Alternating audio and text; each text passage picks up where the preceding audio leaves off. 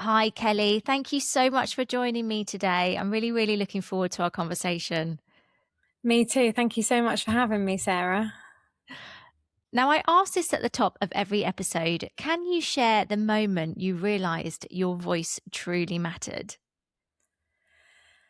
I think if I'm honest with you, and I don't know if many people can relate, it was the point where I was almost just tired of trying to say the same thing in a multitude of ways. And when you just are trying to say something and it's not landing. And then I remember very clearly being sat in a space sharing something that was important to me with people that I didn't even know.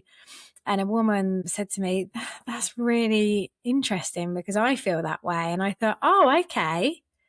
What I have to say here isn't just sounds, it Mm. does matter. It's just environment and people's life circumstance. And I started to go on a real deep dive. But I think for a very long time, I had fallen into dead air space on repeat. So it was that conversation I had. And I think it's relatable content, isn't it? When someone can relate to what you're saying, it kind of strengthens the belief within yourself. It's interesting, isn't it, how we pick up on one certain point that we really Mm. feel like we've been heard, which is the reason for asking that question. In the research that I conducted about you, you said that anxiety was present for a big part of your life. And I wonder if that was the reason for perhaps you not feeling like you were heard. Tell me a little bit more about that. Growing up, I had quite conflicting times with mental health in my family, and that was never shared or discussed. So we never talked about it really in the depth that people share things today. So there was always a lot of silence, shame, and no conversations around what was happening, which I found really difficult. And at the time in the situations, it would appear I was functioning growing up reasonably well, maybe a bit challenging teen, all these kind of things. But then when I got older and I had my own children, I started to feel really anxious about, there's normal parent anxiety around children and things like that, but it kind of took over. So my way of coping was sort of essentially becoming a hypochondriac. Anything health related, I would obsess. And even now, actually, if I have a really difficult time in life, which we all experience, I notice my patterning going back to focusing on something with my health instead. That's the loop. And yeah, it just took over. But people outwardly never really saw that because I'm quite smiley and often look quite happy. But underneath, yeah, there's a lot of anxiety. It's all consuming, Sarah. It was awful. Yeah. It's exhausting, I can imagine, when you think like that. Mm. How do you think that then presented itself when it came to using your voice? So you had those thoughts internally, but what did that mean for you in terms of being heard? I think I was embarrassed for a period of time. I think that shame loop came back round. I didn't want to share exactly what I was feeling a lot of the time because I was embarrassed how it would be interpreted. So I've always been a bit of a talker. I've always in some ways shared my voice, but not the true one, not the one that really mattered. And I think that's the same for a lot of us. We can present in situations and spaces and share things to try and fit in. But is that really what's, coming from deep inside? Often not, I think. So for me, yeah, I realized that I did a lot of people pleasing with my voice. Initially, I'd say what I thought fitted to that environment. And it was quite scary to start using my real voice and share it. So what you're talking about there, I just wrote something down, which was almost like you're like masking. You're masking what you're Mm. truly feeling, which fascinates me because obviously you're someone that went into broadcasting and Yeah. you're using your voice as a tool to be able to broadcast, to the nation on a really wide scale. How did you then overcome that mask? Again, was there a defining point?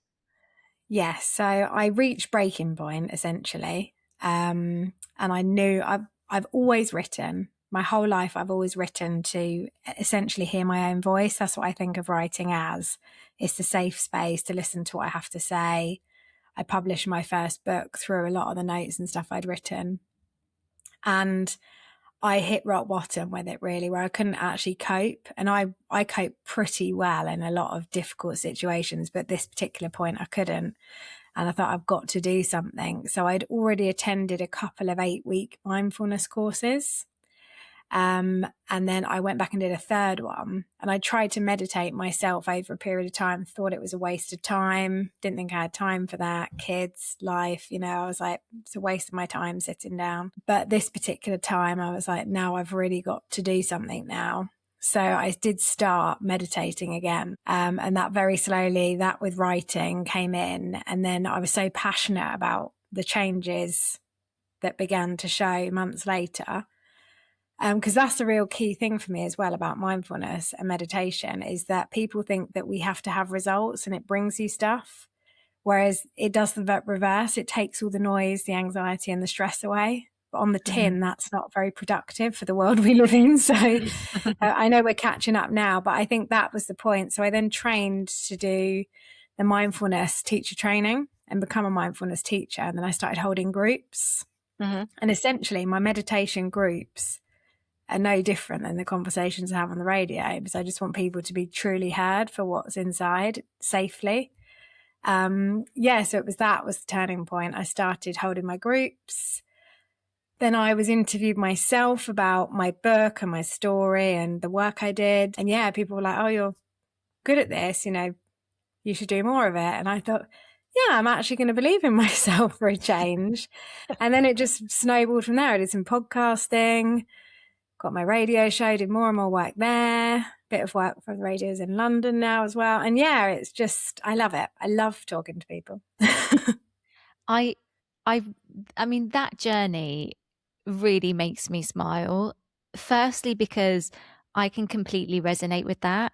I felt like I didn't truly, really speak my truth until I left the corporate world and started my own business. And I put myself in those situations where I could really talk about what I wanted to talk about. And so what you're saying there, it really is on a par with my journey as well.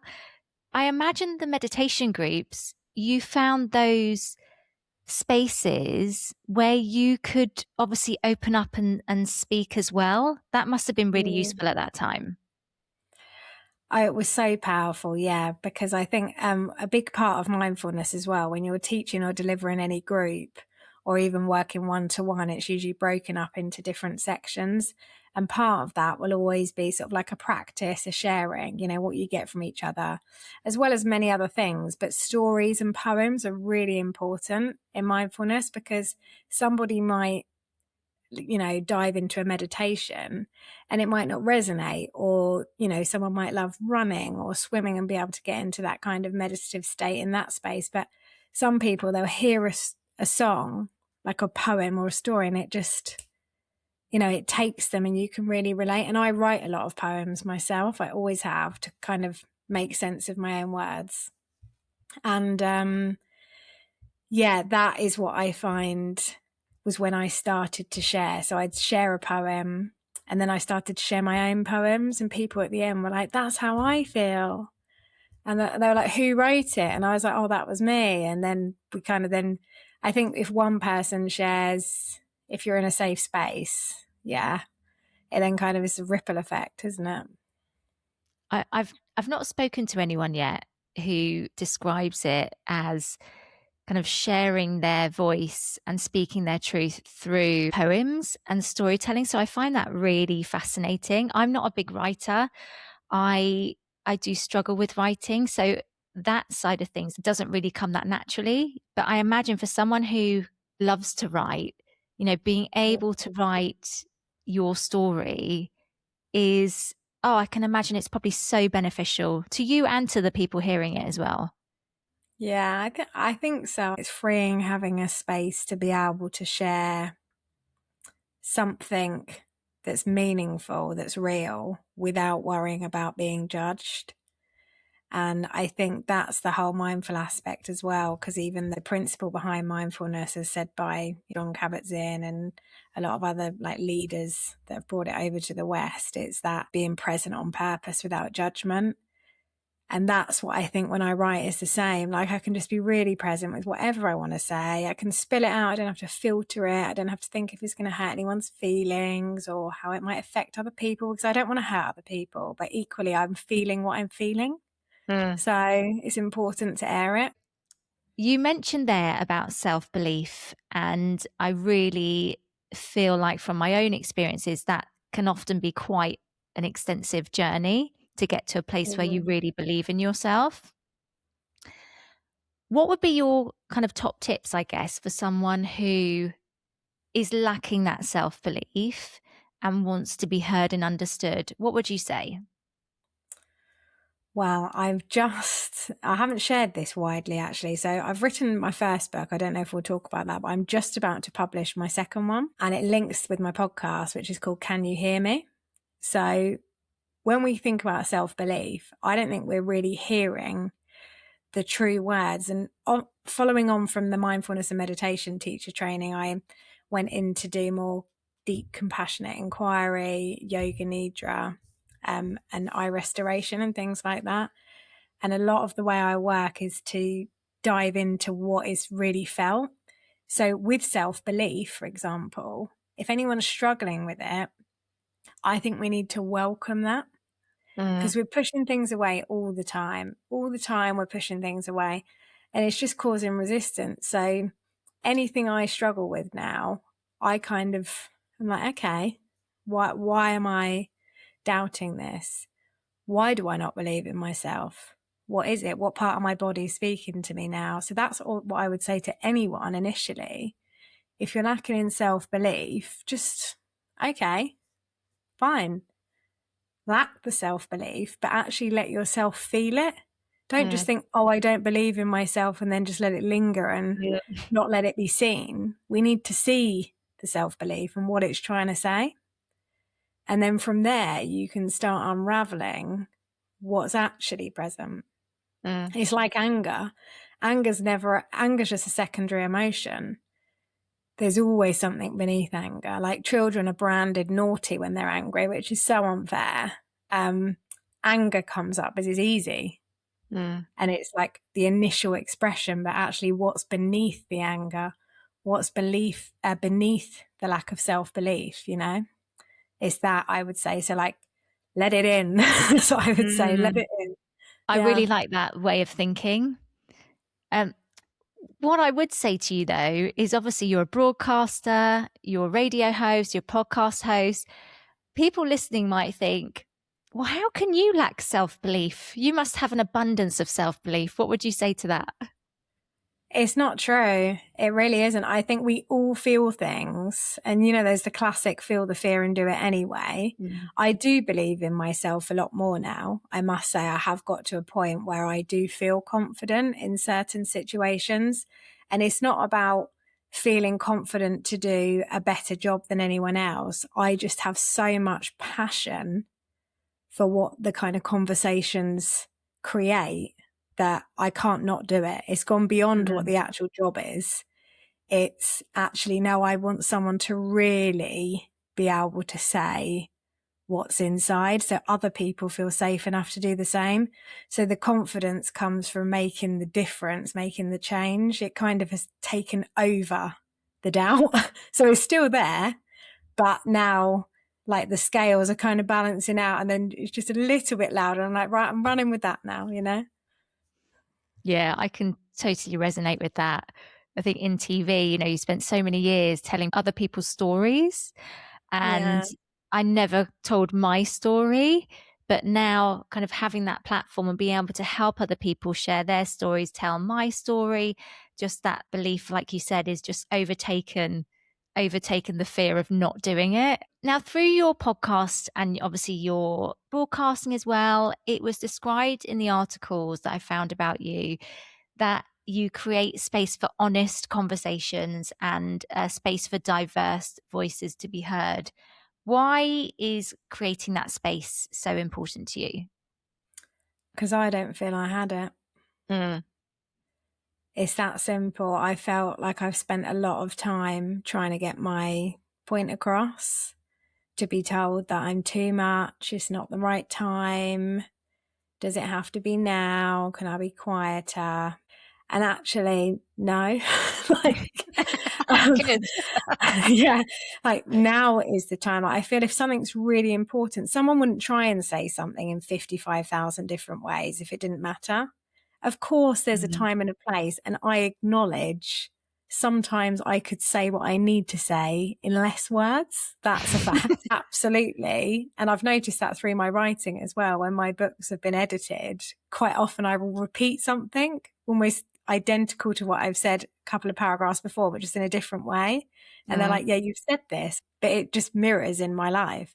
Mm. I've got to the point now where I think those spaces are really important. And that's why we need more and more, because I'll create a space for someone that isn't comfortable for someone else, and people Mm. won't relate to me, like, as will you and as will other people. And I think more people need to be holding spaces for people to be heard so that the connections can form. It's essential. I say this to my children all the time. I always want them to be able to come home, and whatever the thing is, there's no shame or embarrassment to share it, because it's okay. Like, whatever it is, it can be here and we've got it, you know? And that's what I feel is important, these honest conversations, because we're all feeling stuff. And when it's trapped inside, it goes into the body. And that's like where we get like dis-ease. Like, disease is essentially when we're not at ease with who we are or what we're facing. So everyone has challenges. I have had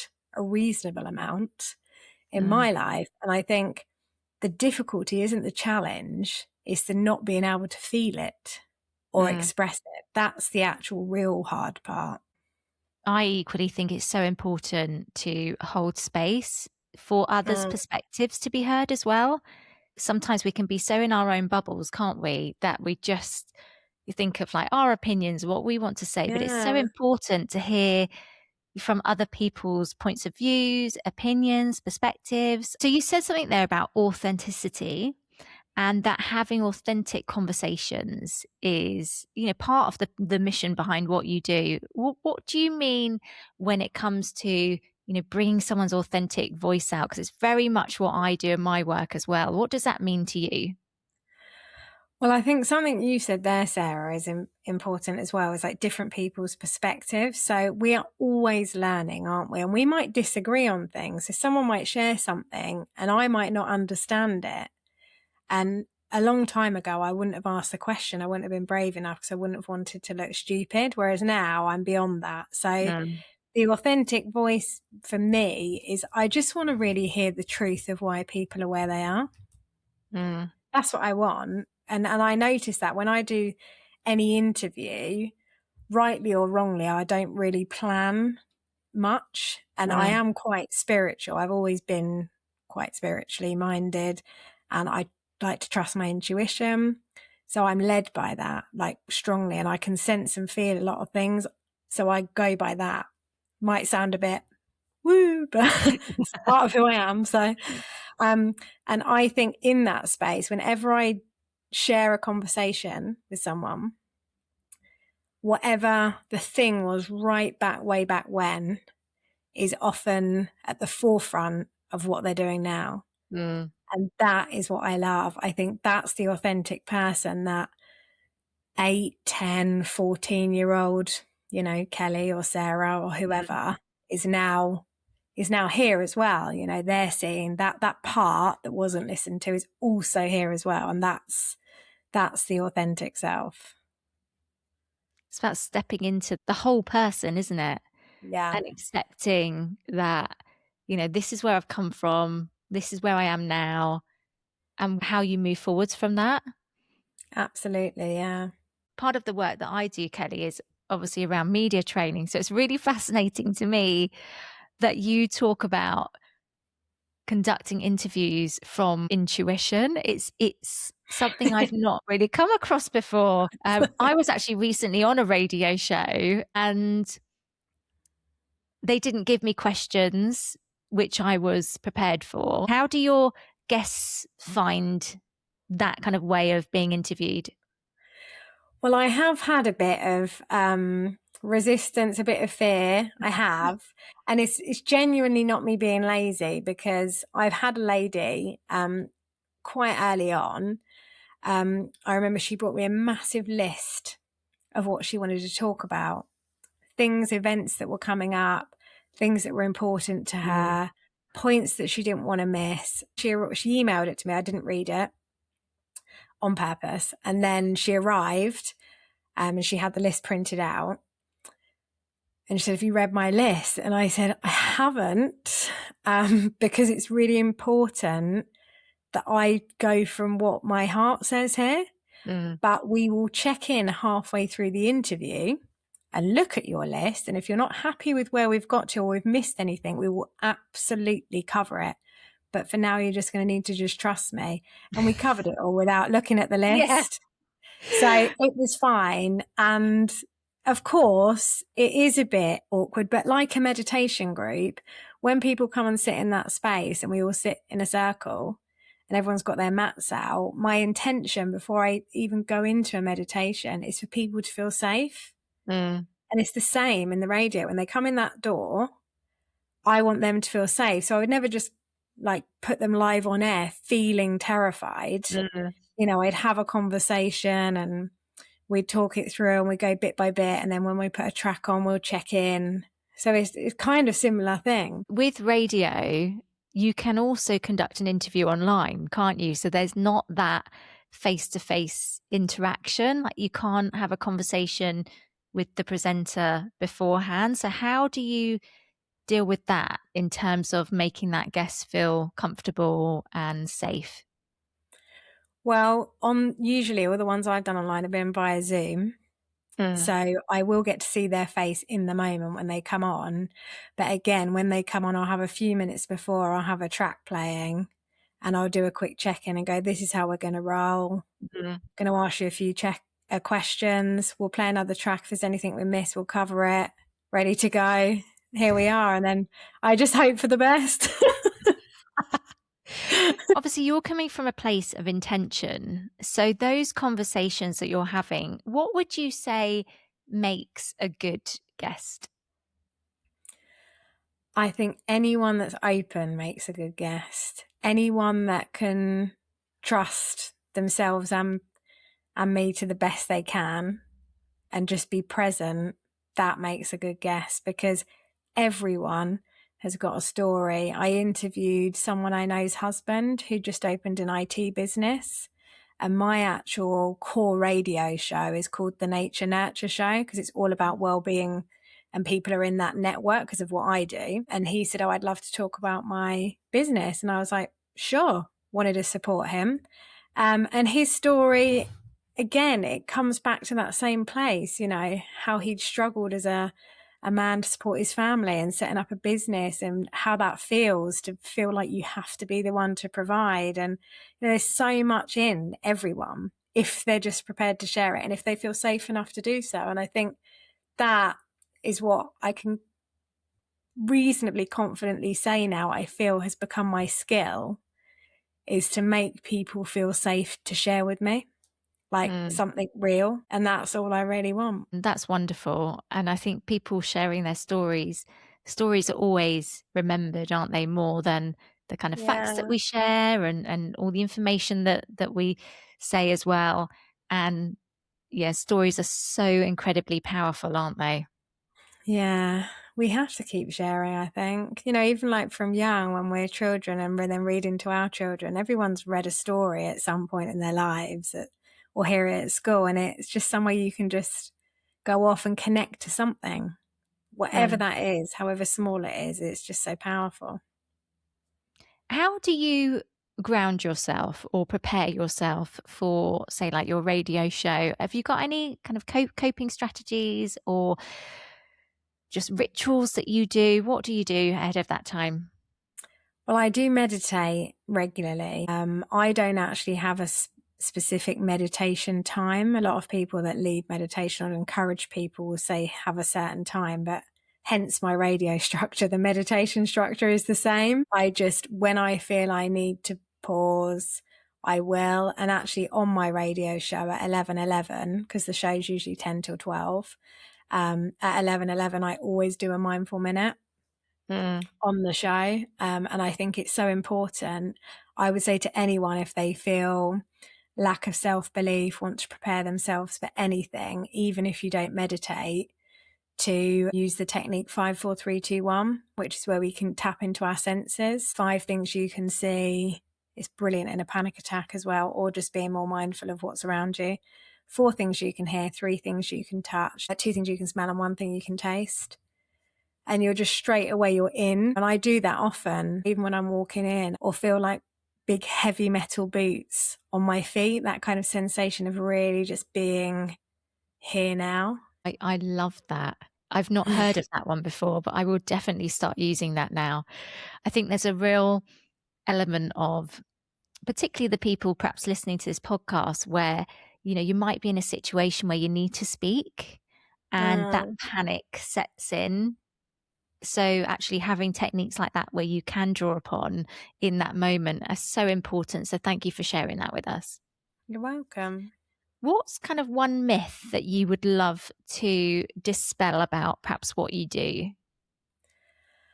I think that, you know, being prepared or having it all together, because like you asked earlier on in the conversation, yes, I might appear quite confident talking to you, and I'm here saying, oh, I'm doing this on the radio, or I've shared this story, I've written this book. I don't go through a whole day ever where I don't doubt myself once, even if it's a tiny part. I think the myth is that we're always going to feel fear. We're always going to have doubt. And we're always going to think someone can probably do it better than us. I think if you don't have those things, it's not normal. And then you like fall into an ego space, and then the authenticity is lost. I mean, I question myself all the time. I've just written this other book and thought, oh, is this rubbish? Should I actually do it? But I know how much it means to me. Or, you know, when I'm on the radio at the end of the conversation, I'll think, oh, did I ask enough questions? Did I cover that? But I've just got to trust in my process. So the myth is, I don't think we ever completely don't feel these things. And I don't think we're aiming for a space where that's the goal. I think we're just aiming for the voice is louder that believes than doesn't. That's all I would say. I've had to learn to hear that, but then just move on. Do you do a similar thing? Absolutely. I mean, I've had a few difficult things pop into my life recently, and I question my choices all the time, or if I could have done something more or better. And I just have to just keep going. Kelly, how can people listen to your show or find out more about you? Okay, so I'll do the quick spiel, Sarah. So Go on. my regular show and my main show is on Marlow FM. So I'm usually on once a week. It varies between a Tuesday and a Wednesday between 10 and 12 on Good Morning Marlow. I was on today. Next week I'm on Tuesday. So it varies a bit. And I do drive time on a Friday, but that isn't conversations. That's just glorified fun with music and things like that. So I love that. Or I've got my podcast, which I'm going to be delighted to welcome you onto soon. Can You Hear Me? So it's on all the platforms, Spotify, Apple, you know, all the places. And my 2 websites for broadcasting, it's just my name, Kelly Saward, SAWARD, .com. And for all my wellbeing stuff, it's Room 478, and details of my book are on there. My current book is already on there, Desperate to Be Loved. My new book will be on there by the beginning of June. Exciting. That's everything, I think. So, Kelly, just to wrap up the episode, I like to ask my guests to complete the blank. If you could encourage listeners to speak with, whether that's a word or a phrase, just a little golden nugget of inspiration they can take away with them, what would you say? I have to say, speak with love. I feel everything comes back to love personally. That's why I call my book Desperate to Be Loved. I'm a heart-led person. having a human experience. I lead from here. So yeah, speak with love to yourself, most importantly as well, because we give ourselves a really hard time. And I don't think we would actually speak to our friends and family the way we speak to ourselves half the time. So So true. yeah, so love all the way. Oh, I love that. Thank you so much, Kelly. I've really enjoyed our conversation. Yeah, me too. Thank you for having me.